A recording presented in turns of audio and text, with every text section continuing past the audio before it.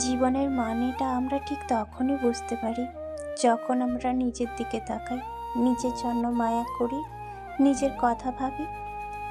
একা হয়ে যাওয়ার আগে আমরা কখনোই নিজের দিকে তাকাই না, নিজের কথা ভাবি না। আর যখন একা হয়ে যাই তখন আর হাতে সময় থাকে না। মানুষ নিঃসঙ্গ কাশ্মীর কালেও থাকতে পারে না। জীবন চলার পথে কারো না কারোর সঙ্গের প্রয়োজন হয়, আর এই সঙ্গের লোভেই মানুষ তার ভালো থাকা হারিয়ে ফেলে।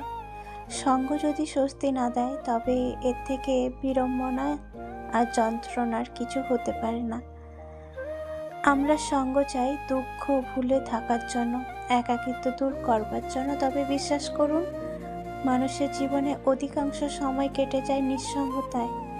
মন থেকে যার প্রতি অনুভূতি আসে, যার প্রতি টান আসে, মায়া আসে, ভালো লাগা ভালোবাসা আসে, তার সঙ্গ পাওয়াটাই পৃথিবীতে সবচাইতে দুষ্কর।